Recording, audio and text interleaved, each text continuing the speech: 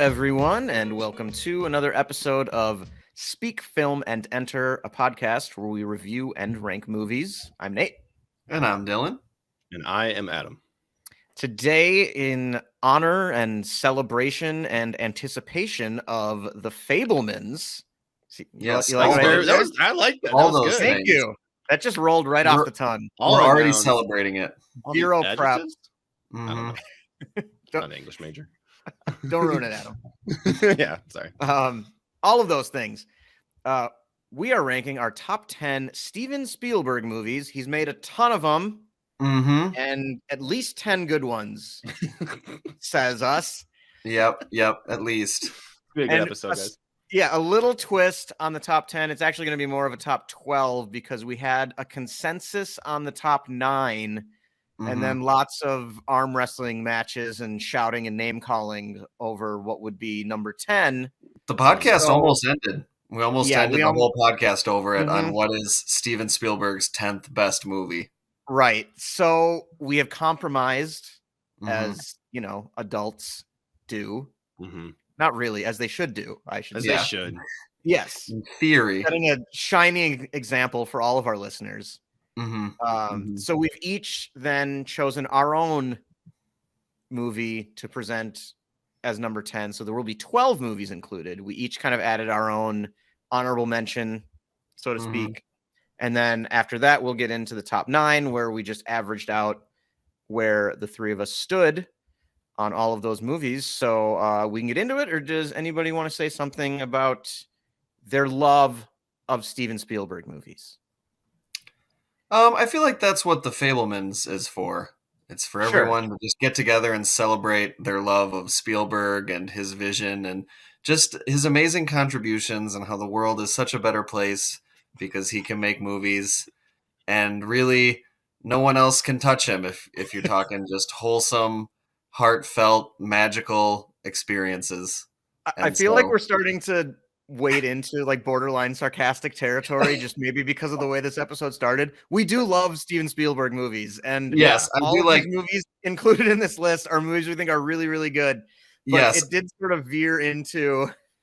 Well, I like Steven Spielberg, but the Fabelmans feels like another kind of directors making movie about their own their own life when they were younger. What makes you say that? And we've just had a lot of those in the last 2 to 3 years, and then it just kind of felt like, oh, of course, Steven's got to get one in. Yep. And let me guess, it's fun and wholesome for the whole family. Of course it is. God damn it, Steven. God, geez, but no. So a little tongue in cheek there. I mean, I'm sure it's a good movie. We will see it and we will review it. But yes, he has a wonderful, illustrious career, and the top 9 was pretty easy. We will see what those 9 movies are shortly. Yeah. Right. Adam, were you going to say something? The only thing I was going to say, I mean, we can move on if we want, but the only thing I was going to say is I think Steven Spielberg movies are the movies that I feel like those are the ones that really set in your mind. Like I always have Jaws will always be a memorable experience. Jurassic Park will always be a memorable experience. It's him and Martin Scorsese to me that growing up, I definitely knew those names, not as a cinephile or anything like that. But those were the movies I knew I was going to get to go see because my parents really liked him, or that guy has made hit after hit after hit. So what else can he do? Those are the 2 biggest names. I think Spielberg is above that with Indiana Jones and that sort of stuff. But some of that series that he's just been on top of the world, the cinematic world, for a very long time. So he's kind of the king of the awe-inducing blockbuster that critics and audiences alike seem to love. He's definitely had some clunkers in the second half of his career, but a lot of great early movies, and with Jaws, and we'll get into all of these as we go through. The last point I wanted to make was this is a good time for this list, I feel like, because Thanksgiving right around the corner. And I feel like out of any director you can think of, Spielberg has the widest family appeal of just you can throw he has got at least 5 movies that you could have your whole family over and you're all full on turkey and just but I don't want to watch football. Should we put a movie on?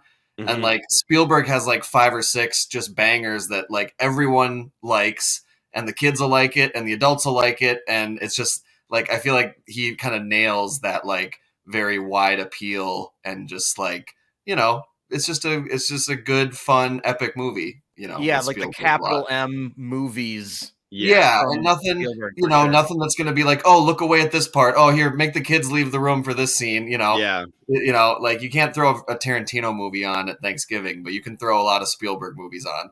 Yeah, perfectly palatable for the entire American experience. You know.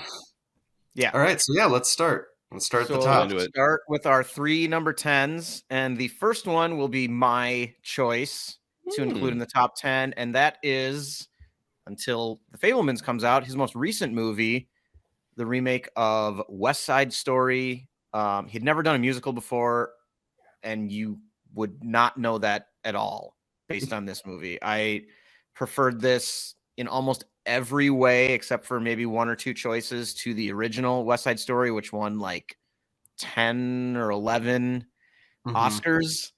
I just think this is a really great movie, and one that if you're a fan of musicals, you should absolutely check out. And even if you're just a fan of Steven Spielberg, just kind of see a different side of him in this one. It's really worth your time. My question to you on this is, because I haven't seen either this one or the original, would it make sense to watch the original first, appreciate what it is, what it does, and then watch this one? Or if I start with this one and go back, am I going to be like slightly disappointed, or just like, they're they're basically the same movie, but you know, the newer one, like it actually has, I think it's all Puerto Ricans for the Puerto Rican roles, or at the very least all Hispanic actors for the Puerto Rican roles, which is a big deal. The first movie was like some white people playing Puerto Ricans, like just early Hollywood stuff that not as great. This one orders some songs in better ways, I think, like has some things come before other reveals or other happenings that I prefer to the original. I don't think there's anybody who's gonna like strongly dislike one and then like the other. I mean, if you've seen the original and you like hate just West Side Story and the music and the story or whatever, the newer one's not good enough to make it's not different enough to change that. But I was always kind of like neutral ish on the original West Side Story. There were parts I liked, parts I didn't, and then this one just kind of basically modernized it a bit and fixed the stuff that I didn't like so much. So I would recommend starting with this one though, just because I think it's better. Sounds good. So then we get to Adam's number 10, which is The Terminal. The Terminal. I actually Adam, why'd you include this in your choice? I mean, top of mind, I did read an article that the guy that this movie is based on, just like last week, just returned back to the terminal so that he could die. He just passed away. Oh God! I thought you were gonna say just last week he returned to his hometown. I was like, he's been at the terminal this whole time. He's been in the terminal forever. He's been in the terminal for 15 years. No, okay. Yeah, Spielberg never made the sequel, Dylan. Wait, he left? It's a good heartwarming movie. It's just a good heartwarming movie. You know, for somebody who doesn't feel like they have a place in the world, or for people who don't feel like they have a place in the world. It's a very, I think, fitting movie, especially upon rewatch, like for our generation, where you know the world is just kind of crazy and weird and strange at this point in time. It's more wholesome, and there is love to be had, and there is like relationships to be formed, and you shouldn't shy away from those things. And obviously, the politics of the situation in the movie is a little like strange, but I just think like it's all about human connection. It's all about like being able to find that connection, and you can find it wherever you go. So I just think it's an important reminder, and it just really struck a chord again. Nice. I saw this a long time ago and don't remember a ton, so I'd need to rewatch it to have like a firm opinion on it. But I remember enjoying it. Was just one of those things I think I saw on TV, so I might have only seen like 75% of the movie. Yeah. Yeah, I hadn't seen it for a very long time, and I watched it I think like 2 weeks ago. So okay, nice. Dylan, anything on the terminal, or you want to move on to your pick? Honestly, yeah, the terminal. It's one of those movies where I didn't see it for a long time because I just felt like, I don't know, it kind of looked dumb, and then I finally gave it a chance, and it was really good. I almost picked it as mine. But yeah, you know, Hanks, Hanks, Spielberg, they know what they're doing. Yeah, getting a crew back together. Yep. But instead, you chose Minority Report. Indeed. So tell us why. Yeah, well, we've talked a lot on how Tom Cruise is a psychopathic professional, and he really makes high quality entertainment usually. And you put him together with Spielberg in a sci-fi movie, cool concept about future crime and the detectives that work to stop. Would you stop a crime ahead of time if you knew for sure it was going to happen? And then he gets accused of about being to commit a crime in the future, and it's just a cool sci-fi concept with two just like titans of the industry at the helm. It looks cool. I feel like on rewatch it holds up pretty well, and it also has some nice kind of touching moments. I think the scene where he gets to talk to one of the girls who can see into the future or whatever about the future that his child would have had if his child hadn't passed away. I mean, that gets me every time. I mean, that's a heartfelt. That's Spielberg knows what he's doing. And I just think that it holds up. It's a very, it's just a strong kind of, I don't know what the word I'm looking for, but it's just kind of the capital M movie, sci-fi movie. You know what you're getting, and it's a fun time. And it also has Max von Sydow in it. So, extra points for Max and Colin Farrell as the co-lead with Tom. So, that was my number 10 pick. I almost went with The Terminal, but I like that we each brought our own. Because it's really like a top 12, and again, Spielberg, he's got a lot of hits. So Minority Report was my choice for number 10. Absolutely. So moving into our number 9 is Catch Me If You Can, starring Tom Hanks again and Leonardo DiCaprio. Okay. So this is one I know a lot of people love this movie, and again, all the ones 9 through 1 here. We all enjoy. He's got 30 movies, something like that at this point, I think. Yeah. So definitely one of his better ones. I like this movie. I think it's a little too long. That's kind of one of the things that I like. It's kind of the first thing I think about, but it's still highly entertaining, and it has two of the great American actors of all time. Mm-hmm. Yeah, agreed. I had actually never seen this until last year, and I liked it. I agree with you. I think it's a little longer. It just feels like the second half of the movie, it kind of loses steam a little bit, but the first half is brilliant, and Hanks and Leonardo DiCaprio play off each other great, and obviously Leo, really leaning into the charismatic, I can do anything because I'm Leonardo DiCaprio, persona, which he then, of course, has used in many other roles to great success. Post-Titanic confidence. Yeah. Yeah. I feel like almost like Catch Me If You Can is like his character in Catch Me If You Can is almost like a precursor to his character in Wolf of Wall Street later.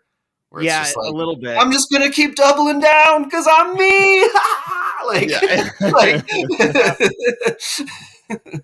And to be fair, that works for a long time in both. Yeah, of those movies. in both of the movies, it works for a long time. It does. Yeah. Mm-hmm. But yeah, a really fun movie. I should have checked it out sooner. But I really liked it. I think I gave it 4 stars. Yeah, I think that's where it sits. It's a solid 4-star movie. There's a couple moments that are really fun. Do you concur, Doctor? Oh, I concur, Doctor. Well, stuff like that, and handing his wife a briefcase full of cash, and being like, "I have to go," and then leaving. Oh, dude, the scene when Hanks straight up catches him in the hotel room. And then he still wriggles out of it and is like, "No, I'm a detective, and we just missed him, and you got to get out there." It's just kind of clever script, great performances. Yeah, I think it's a really great TV movie. Yeah, because it's so episodic. You can just kind of happen on part of it and be like, "Oh yeah, this little 20-30 minute bit." Yep. And then just kind of enjoy that, and then just move on to something else. It's a nice movie to just sort of catch randomly. I did see an article last year that maybe this guy's story is this is based on a true story. Mm-hmm. His story is actually super exaggerated. Yeah. That would be and surprising. that would fit very well since he was not like the movie is exaggerated, but like what we think we know about this guy's real life is exaggerated and not all true. I mean, he's a con man. Totally fitting because he like conned us about being a cool con man. Yeah. So I don't know. I thought that was, I mean, if you're gonna do it, that's the route to take, right? Like, Mhm. what if I just tell everybody I was really cool about it? right, and I didn't actually do any of those illegal things. Yeah. Everybody just thinks I did for the street cred. do it for the street cred. Yeah. All right. Moving on to number 8, we have Close Encounters of the Third Kind, which I never saw as a kid. And then like 2016, 2017, somewhere in there, it kind of got like a re-release in theaters. Mm-hmm. And I did see it in theaters on the re-release. So that was really cool to see this on the big screen. Yeah. And it's a funny movie because, I mean, you know, might bring like slight kind of spoilers here, but it's sort of crazy how big of a movie this is. And the guy just straight up abandons his family. Yeah. This goes crazy. And just like, you know, I'd always heard of it as this, not to say that it can't be a great movie when that's how it ends, but it's something I feel like I should have heard about before I saw it, but I hadn't. It was like, it's like nobody ever brought it up when talking about Close Encounters. Yeah. But we do get like, you know, that amazing, is it mashed potatoes? Yes. Yep, the mashed potato Devil's Tower.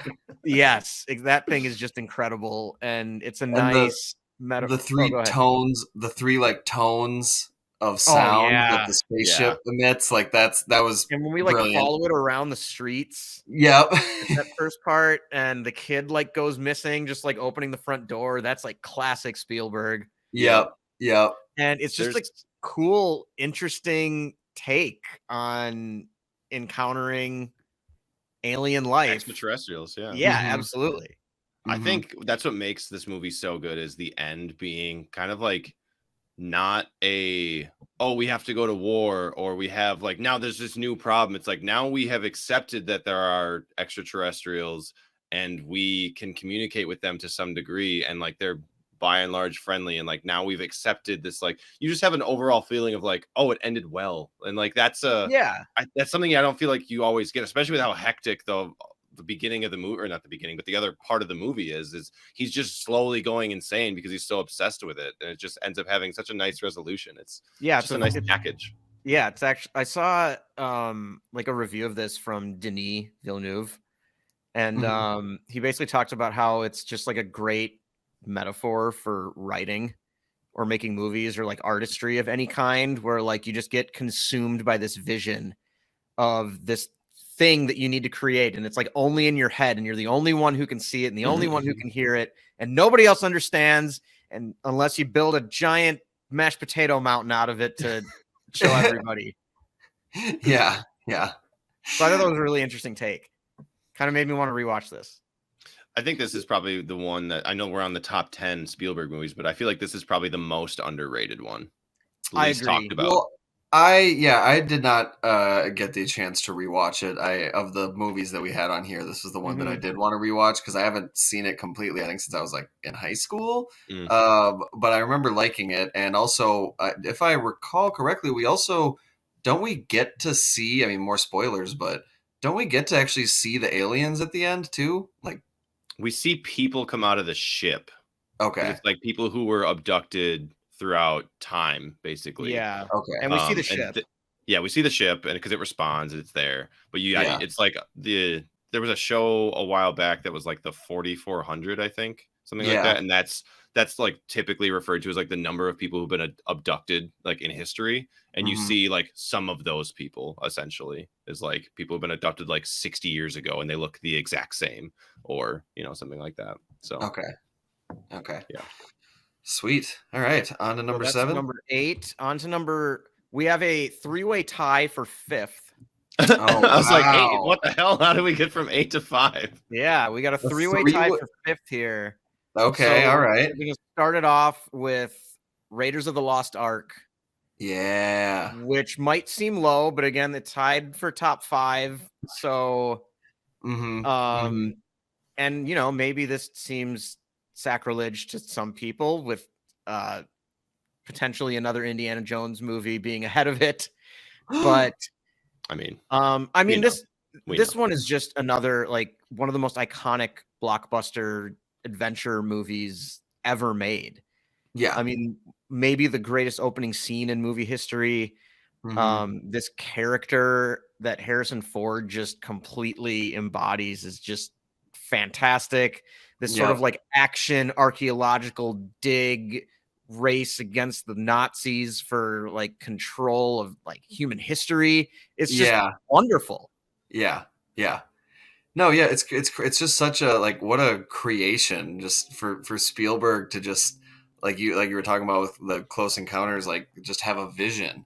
Like, you know, and I've heard that at the time a lot of like the studios thought this was going to be a huge bomb, and like they thought it was just a terrible idea. Like, it was very like, you know, like 40s and 50s like adventure movie with a you know, everything is just leaning into like almost like pulpiness, almost like Pulp Fiction kind, like it's like leaning into this comic book kind of idealized past hero that like Bogart types. Yeah, like Bogart type, but then like you said, but then he also brings in the Nazis and he brings in ancient relics and archaeology, and it's just like it creates this extremely unique adventure movie world that is just like it came out of nowhere, and it still holds up for, what is it, 1981?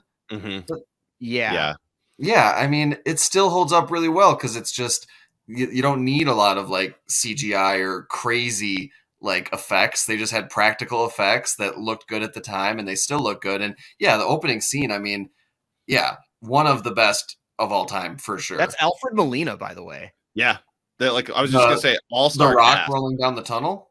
Yeah, that's Alfred Molina. The Rock rolling down the tunnel is Alfred. No, Molina. who's Alfred partner Molina? That he goes in there with?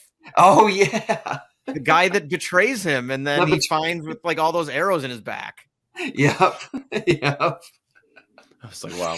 No, all-time great casting. I think we got to give a little bit of credit to George Lucas because he helped write the story. It's him and Philip Kaufman. So I mean, a few of Spielberg's projects are written by George Lucas, which I think definitely helps in kind of the building of a mythos of a character. I think he's pretty good at. To go off of what you were saying about how like people thought this was going to be a bomb. I'm looking at IMDb and it says the box office budget estimated was $18 million, and the opening weekend in US and Canada only made $8 million. So nobody went to go see it, especially for that time. Like, yeah, horrible. And then obviously gross worldwide, it made $389 million. So it was fairly well received. Like people got on the train, but word of mouth, and eventually people got their and I'm sure it just killed it in the VHS era. It came out like the height of summer. Like, yep. Yeah. Great. All right, nice. Yeah, so tied for number 5. First one is Raiders of the Lost Ark. Another tie for 5th is E.T. Oh yes, put him on the map. Movie that Dylan for some reason hates. Yeah. No, I think I had it 9th. Just I don't know how we're friends. It's just so schmaltzy. Like, oh my god. Oh my god, what is wrong with you? It's so over dramatic. Just ridiculous. Speechless just right a now. Ridiculous movie. One of the greatest endings in movie history is E.T. One of the greatest kids movies ever made. E.T. is phenomenal. Everyone should watch it every day. I mean, everyone, a lot of people seem to have that opinion, and that's fine. Adam, you've been quiet. Anything in particular you can point to that like you just really don't like? Like, I don't think Dylan dislikes E.T. I think he just thinks it's pretty good. Oh, okay. It's just like not like up there with everything else for him. I got you. Yeah, I don't know. And also, I don't know, maybe just I think the first time I saw it, I mean, I was pretty young. I can't remember exactly when, but I didn't really like it the first time I saw it. Maybe it was overhyped. I don't know. It wasn't my thing. I don't know what I was expecting or whatever, but I didn't really dig it, and then I gave it another chance, like in college or something. I think it was on or something. I was like, okay, like I get it, and like I do get it, but I don't know. I missed that. I missed that boat. I didn't get caught up in the magic of E.T. How is dressing him up like a ghost, and then when they take his picture and he falls over from shock from the flash, not one of the funniest things you've ever seen. Just it reminds me I of don't know, Nate. How is that scene in Little Women when Timothée Chalamet pretends to be a girl or a guy or whatever? How is that one of the funniest scenes of the year? We just have different tastes. That's okay. See, this is why it almost brought down the podcast. Yeah. Well, we're talking about E.T. right now, and I'm going to bat for this amazing movie. Yeah, go for it. You should check out the ride. I don't know if it's still at Universal. It was, I think, the oldest ride that was still in operation at Universal Studios down in Florida. I don't think I'm familiar. There's an ET ride. You just basically get on like one of the bikes and you fly around. Oh, that sounds right up my alley. I was going to say, they put you in the basket? Drive there immediately. I mean, it is a very old ride. You know, like how at theme parks, like water has a different smell because it's just been running in the same cycle for, years. It's like, it's really, really, it's smell. You walk in there and you're like, it smells like old water in here.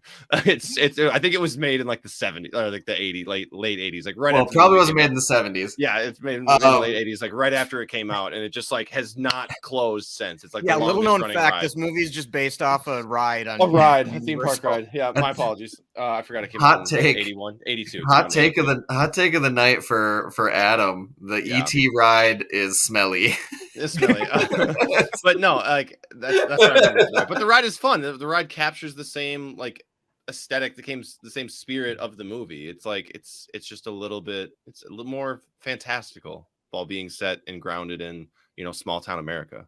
I'm just imagining like 7-year-old stone-hearted Dylan not shedding a tear at the end of this movie and just staring at his parents. No, Why did you show me this? More like imagine 6 and 7 and 8 and 9-year-old Dylan having maybe any kid I ever went to any class with do their impression of the E.T. phone home. So then by the time I finally see it, I'm like, all right, what is with this movie? What is it?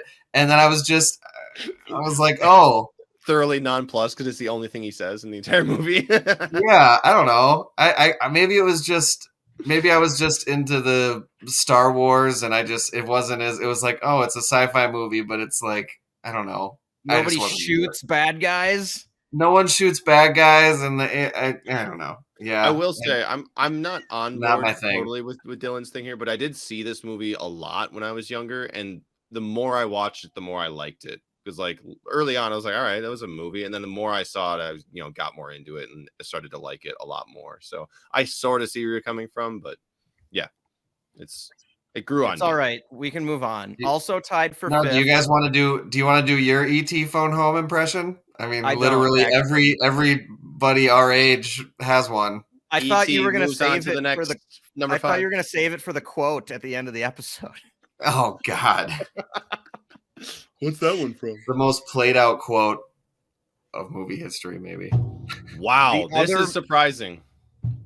The other movie tied for number 5, Dylan's just doubling down now, is Saving Private Ryan. And this, I believe Adam had as his number 1. So we can let you take the lead on this one, because some of these we were all very close. And then there are a couple of them that like one of us individually was the reason that it wasn't higher. That's fair. And Dylan was that way with E.T. and I was that way with Saving Private Ryan.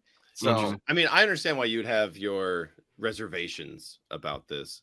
But I think this is the perfect like war movie. This is the one that basically set the standard for current war movies. D-Day being, I mean, all the stories of veterans going to see this movie in the theaters and like having to walk out because the opening sequence was so impactful and so like, triggering. I think the performances are great. The ad-lib stuff from Tom Hanks and Matt Damon throughout the movie are great. The characters are really good. It's fun to go back and be like, oh, that's Vin Diesel as Caparzo and stuff like, and like, a lot of these scenes are iconic. This is also one of the ones I've seen this is probably the movie I've seen the most out of any Spielberg movie. It's always on TV. If you get a chance to catch it off TV, because they obviously edit all the good stuff out, it's so worth it. The storyline of Tom Hanks's character is fantastic, and I think that's a grounding force.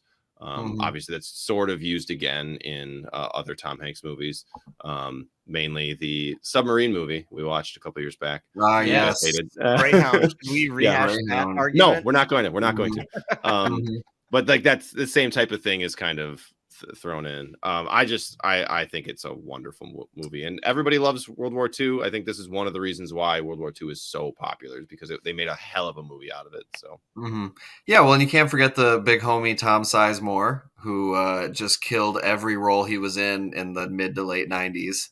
What else was he in? He was in Heat. Okay, I've only seen Heat once, so I need to rewatch that. I can't remember who he is. Yeah, he's one of the crew. He's the crew. He's the one who gets the chance to walk away, and he's like, "No, I can't." He's like, "For me, the action is the juice." He's also in Black Hawk Down. Yep, another great supporting role. Never saw that. You never saw Black Hawk Down? See, This is why you have it so low, is because you don't like war movies. You don't like no, I wouldn't say action movies, but like those aren't your thing. Those just aren't. I don't like them. Different. You hate them. Different. I look for something different in war movies than most people do.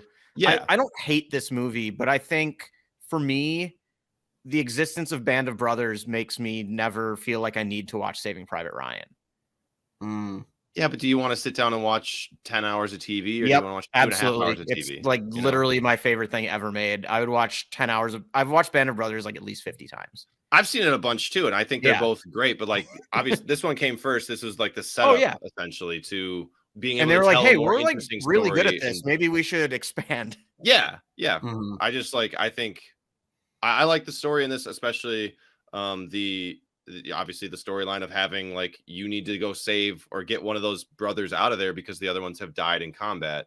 That's a real practice that goes on. So I will say, mostly my issue with this movie upon like repeated viewings as I've gotten older has been like thematic and feeling like Spielberg didn't really ever take a side on like kind of what he's waffling between over the course of the movie. I have not rewatched this since I watched Schindler's List, and there's a line at the end of Schindler's List that made me feel like I should rewatch Saving Private Ryan because it potentially provided like a little more direct context and thematic heft to potentially what he was going for with Saving Private Ryan. So I do want to watch this again, but I don't hate it or anything. I just, it's not one of my favorite Spielberg movies, but I do think it belongs in his top 10. Yeah, I have it. I mean, I think I had it higher than 5, but the last time I rewatched it, I could see more clearly kind of some weak spots, and I think I dropped it down like half a star. But there's a lot of people where if you ask them what their favorite Spielberg movie, they say Saving Private Ryan. Even when I was just talking with my dad earlier today, and I said that we were doing this, he was like, well, Saving Private Ryan. Like he even was like Saving Private Ryan. And he's been there for the whole thing since Jaws in 75 when he was, like a teenager. So, I mean, I just think that there are people who absolutely adore this movie. And, I think, I'm willing to overlook kind of the faults. I just think that in the second half, and it just kind of gets a little, it's like the first part of it feels so heavy. Like you were saying, like it has like cinematic heft. And then towards the end, I feel like it kind of gets away from that a little bit. And it's just like, oh, never mind. It's just kind of like but I still really like it. And I think the opening, the D-Day sequence is just a legendary war movie sequence. So, absolutely. Yeah. Kudos. All right. So moving on to number 4, we have Jurassic Park, an adventure 65 million years in the making. God, great freaking tagline. Yeah, it really is. Just great. Much better. Never mind. Okay. I don't know where you're going to go with that. You need a minute? It couldn't have been good. No. You'll never know, but I was going to bash ET again. But I won't. I'm not going to do that. I'm not going to bash ET again. So Jurassic number Park 4 is just one of the coolest like kids family movies ever made. Yeah, and one of the coolest movie concepts, I feel like. Yeah, absolutely. Like, if you pull it off. right? Yes, Mhm. naturally, because we've seen them like 6 times afterwards not pull it off. Exactly. Exactly. And that's the thing is it just seems like kind of like with Indiana Jones, it was just this perfect moment for this vision, and the technology was finally available to make it as cool as it could have been. Yep. And Spielberg just knew what he was doing. He just knew how to walk the line between. I love how there's parts that are legitimately like scary. Like dinosaurs are scary, and there's going to be scenes where it's like, oh my God, like that's scary, but it still has that Spielberg, like, family friendly, mostly, like, like, hey, I'm gonna scare you a little bit, but at the end of the day, like, you can still trust me. It's Papa Steve. Why don't you? Like, I got you. And it's just, and yeah, just the concept and the execution is just elite. I think the big thing that with this movie for me is that all of the practical effects, because they didn't use like any CGI in this movie. This movie holds up really, really, really well visually. Oh yeah, like yes, like you can go back and watch even like the last 2 Jurassic Parks, and some of that stuff looks very dated already. This from what 96, 93, 93 is it like it still looks like it was released today. Like it looks fantastic, but that's the power of practical effects. Now, is that more expensive than CGI? Yes and no. You can debate about that, but that's what makes this movie have lasting power. Well, yeah, that's what I get. Like the 70s Willy Wonka looks better than the like weird Burton one. Yeah, the Thing from the John Carpenter's The Thing looks better than like the 2011-ish remake. Yeah, whatever that was. This one looks better than the newer remakes they've done. There are some other examples, but like just practical. Even the Tim Burton Batman movies, which I'm not a huge fan of, but like they built those sets. Yeah, and there was an era here where they like still had to build stuff, but they'd gotten so good at it that you actually felt like you could touch these movies because you could if you were there. And we lose that with CGI. Everything, as good as it's gotten, still has like a little bit of a plastic shine on it. And this doesn't. Like, you can really feel it and like know that they're not standing, like the whole thing wasn't made in a studio in front of a green screen. Yeah. Also, I mean, this movie, a lot of these movies that we've listed have great casts, but like the casting for this movie was just perfect. Like the ensemble, it doesn't miss. Like Sam Neill and Laura Dern as the leads. Then you got Jeff Goldblum, iconic performance. That's the memeable, image of him lounging off. And then Richard Attenborough. Richard Attenborough at the end of his amazing career turns in a great performance, iconic Dr. Hammond, his whole thing. You've also got Samuel L. Jackson in a great role for him. You've got Ariana Richards who plays the girl, and she was great. And then Wayne Knight from frickin' Seinfeld as Nedry, and he's even perfect for that. Like just Dotson, we got Dotson here. See, nobody cares. I know. There's so many just classic one-liners and just classic moments. The first time that they see the Bronchiosaurus, the look on their eyes, the kids hiding from the velociraptors. Like, I mean, it's just got so many great moments. The breath of the velociraptor on the window, fogging it up, like just all these little things that are just so well done. And like you mentioned at the beginning of the episode, it's like create that moment that lives with you, that just sears in your brain, and you're just like, oh yeah, I'm gonna remember that like basically for the rest of my life now, because like it was just so well done. Even at the end when the T-Rex is getting, and then like the banner, the Jurassic Park banner, like falls down. It's just like, oh, come on. And it roars. The distillation of the idea with both this and Indiana Jones, like all the movies that have come after those in the series are just derivatives of the original idea. Obviously this is based on a book, a Michael Crichton book, which is the same type of thing that like Westworld is based off of.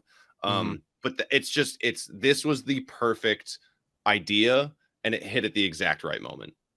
Also, Laura Dern shoves her whole arm into some dinosaur shit in this movie. Oh, yeah. That's talking about moments that live on. Yes, forever. Without a doubt. All right. Moving on to number 3. We made it to possibly the top 3. A little controversial here. We have Indiana Jones and The Last Crusade. And kind of how I mentioned earlier, where there were a few movies where like 2 of us loved it and 1 person had it in like the 8-9 range. So this one was just consistently like right in the middle. Yeah. And so there wasn't one of us that did anything to like kind of drop it down or ding it. Oh, So okay. it ends up at number 3 because we all love this. I think it's the best Indiana Jones movie. It's the end cap to the series. I mean, I don't want to talk about any of the other ones because they don't exist.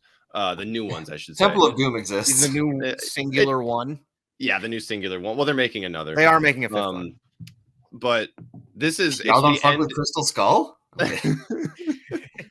It wraps everything up beautifully. The action's great. The storyline is even better than the first one is, because you're bringing back some other characters. Obviously, like Sean Connery playing his dad is fantastic here. Like the whole, that's what takes this to a whole new level for me. Yeah, and also because Indiana Jones like actually grows and changes a little bit in this one, where like the first one he's just like your American action hero that does no wrong.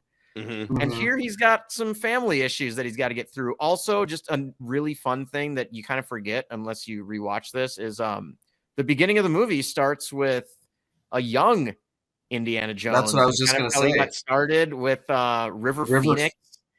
Phoenix as young Indy. Yeah, and that's what's so cool. Yeah, it's so cool how it got to the third one and Spielberg's like, all right, how are we gonna like wrap this up, or like what's the element to make this still fresh? And it's that the generational and the father-son relationship, and you see young Indy and adult Indy and his father, and it's just like it's so well done that now movies try that type of stuff all the time. And now with the multiverse craziness, we got all sorts of like, you meet yourself when you're younger, you meet yourself when you're older, you get to relive a moment before you were born, right? Yeah. But here it just feels so like natural, and just their chemistry together was so perfect, and it's just great. Like it's just fun to rewatch for their banter, for like you mentioned the young Indy scene, and then also for Lord Gimli himself, John Rhys Davies as Sala. Their little helper guy. So yeah, he's great. He's great too. Little story about this movie, like how you watch some stuff like this, and there's a little bit of adult humor in it that you don't really get when you're a kid, and then you're older, and you watch it again, and you're like, oh. So there's a bit in this movie when you find out that Ilsa has slept with each of the Jones men. Yeah. And you find that out when Sean Connery says that she talks in her sleep, and that's why he knows that she's a Nazi. When I was a kid, I just thought that meant that all Nazis talked in their sleep, and like that's how you can identify a Nazi. Boy, wouldn't that be helpful? I was like 7, Yeah. I was You're like, oh, that's good to remember. Right. Like people who talk in their sleep are Nazis. Are Nazis. Shit. That was tough growing up around Nate. Sleepover. Yeah. And why? Yeah. We're not a good time. 7-year-old 8 is just like, why is Indiana Jones upset at that? Why is he? Yeah. What? I don't get it. Last thing that's great. And then also the tank fight over the cliff sequence is so good. It's just amazing. Like, and then also when they actually go into the temple to look for the cup and everything, and just that whole sequence with the bridge that you can't see, and they throw the dust on it, and Sean Connery's spelling Jesus's name in the original Hebrew, like it's Yahweh, but it starts with like a J or something like that instead of like a Y, like it does in English. Like the little pieces like that. And the old knight, he chose poorly. Yeah. Well, and that's one of the best lines in movie history. Like this is the ultimate, like, what else is like an unfound treasure in like the mythos of the world? Like what else is better than finding like the cup that Jesus used, or like same with like the Raiders of the Lost Ark. Like they're looking for remnants of like Christian theology or stuff like that from the old world. Like that's the coolest shit. That's the most like most people believe, everyone knows about it. Like, does it actually exist? Like it's just tapping into that feeling. Mm-hmm. And the last thing I want to say, we're talking about another great moments is, at the very end when he is trying to get the cup still and everything's collapsing and his dad is just like, Indy, like, let it go. Like, yeah. And that's just like, it's just brilliant. It's like nowadays that type of ending would be like, you'd see it coming, but this is 1989. And for Spielberg to just pull that off and just nail that, just the themes, the father-son stuff. I mean, it's just even talking about it makes me want to rewatch it. Like, same. I might watch this right when we're done with this episode. Yeah. Yeah. Like, it's we so still got good. 2 more to go before that, before we're done here. And I think I know what number 2 is going to be. Number 2, did I lose there we go. Lost the thread. Number 2 is Schindler's List, the 3-hour Holocaust drama. Indeed. I mean, very different feel for Spielberg here. And I generally think he's better when he's operating in a more like family-friendly blockbuster childhood imagination and wonder sort of lane than he is with his kind of historical movies, where I rewatched a bunch of kind of his newer ones, which he's gotten more into doing this like in the last couple decades, like Munich and Lincoln and Bridge of Spies, where I kind of like sometimes his perspective doesn't feel that unique or that interesting, but I think Schindler's List for me is kind of the exception of finding a kind of his. I mean, there's not really another movie like this. Like there are all kinds of other Holocaust, World War II movies, but this one feels like its own thing. And the performances and the way it's shot, and just it's one of those movies I like really earns its runtime. Yeah, I was gonna say, like, it feels like the whole time it knows how to tell the story that it's trying to tell. Yeah, it never loses sight of like what is right, what's wrong, and like what it is trying to tell you about what happened and about like these people. And, great cast too with Liam Neeson before he just started saving his daughter in every movie. He's before he had to carry a gun all the time. Ben Kingsley, Ralph Fiennes, Ben Kingsley. Ben Kingsley is so good in this movie. So is Fiennes. All 3 of them are phenomenal. I don't have the rest of the cast up in front of me. Can't remember. I mean, faces you'd recognize, maybe not names, like Embeth Davidtz, Carolyn Goodall. But mostly it's like those 3: Liam Neeson, Ralph Fiennes, and Ben Kingsley. I mean, that's just, and Neeson gives the performance of his career for sure. I mean, and Fiennes just like one of the all-time bad guy performances, I think. Yep. And Kingsley's great in this too. He's kind of the one that I've only seen this one time, but for whatever reason, Kingsley's the one that the performance that stuck with me the most.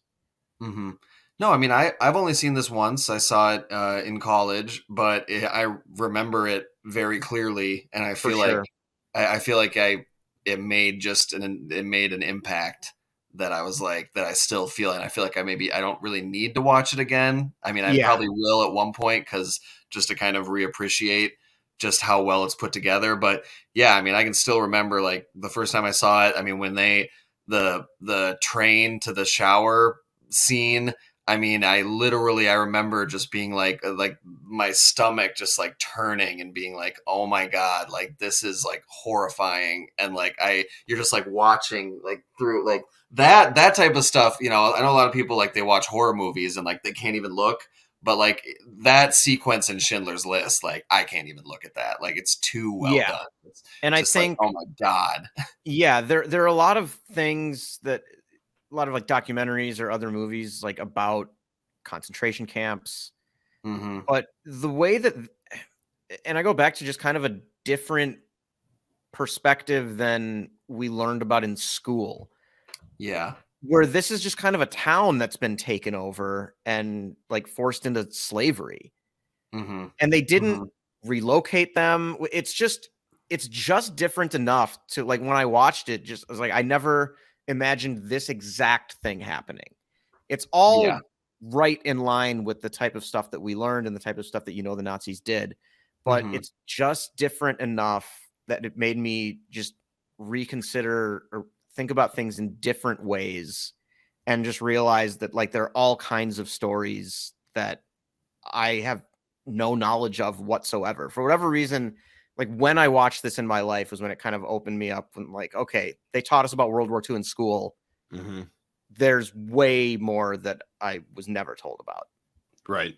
Yeah. It almost feels like not like doing your own research, quote unquote, but like you finally are enlightened to more context of what went on or what happened. And that also because we see it like as the war's starting and it just goes all the way through with these people. And that's where I think a lot of the power of this story comes from. Yeah. It gives it a human, like relatable, like it feels like you're actually, like you can read about it.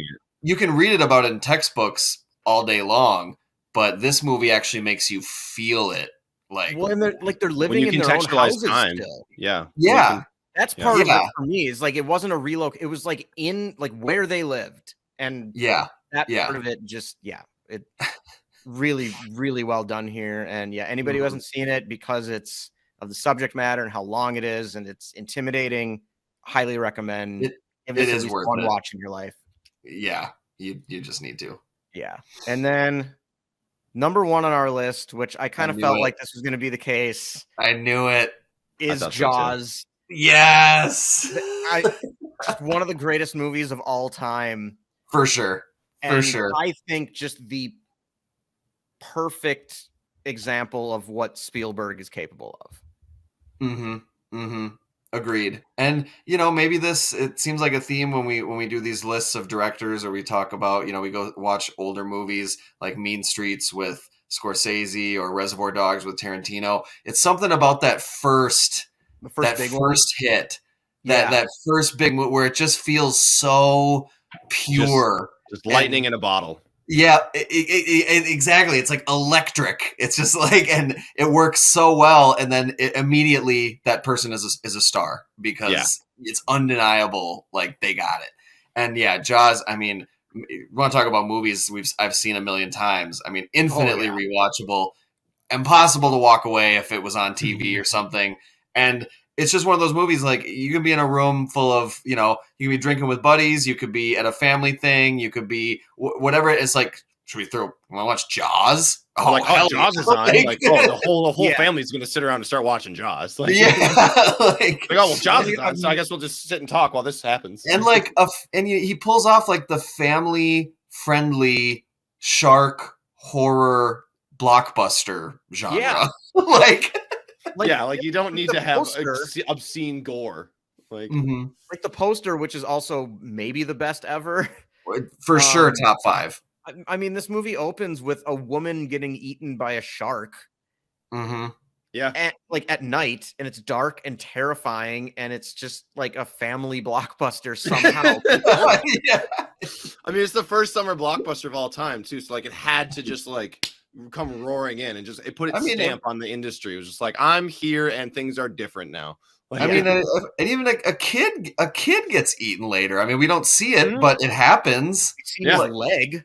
A boy gets eaten, and then we get to see his 65-year-old mother slap the sheriff out of anger.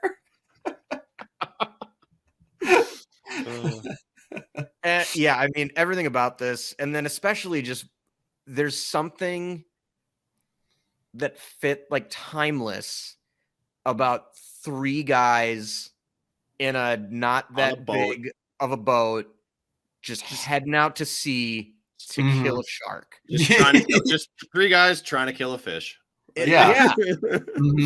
And it's such a perfect combination of like local law enforcement, like the old sea dog, like basically a pirate, in Robert Shaw, and then you got like the academic nerd, who's braver than he looks, but doesn't have the respect of the old guard, and doesn't have like the grit of like the local sheriff or this old pirate man, And just the way they play off of each other. I mean, just the casting's perfect. The way their dialogue back and forth is always great. I mean, Robert Shaw has a million just all-time lines. And then, like we mentioned, everybody knows one of the best monologues in any movie ever. I mean, just like, show-stopping monologue that still just like gives you chills, and all it is him telling a story. Like, and then that amazing part where they all sing.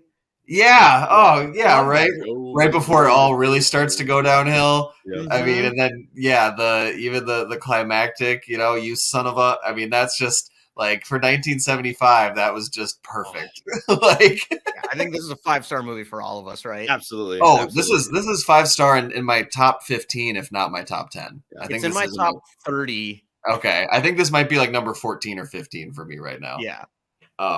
Just because, it's just an all-timer for sure. And I'm glad that it made it number 1. I didn't know how you guys were going to rank them. I was like, oh, is it maybe going to end up number 2 or 3? But I mean, it's Jaws. I was pretty confident this was going to end up number 1. I think I had it at number 2 because I think I had Saving Private Ryan at number 1. But I was like, if it's number 2 for me, it's probably number 1 for you guys. So it's going to be a pretty close shoe-in. And everyone says this, but it's true. And my dad said it even today when we were talking about this list. It created the summer blockbuster as like a thing.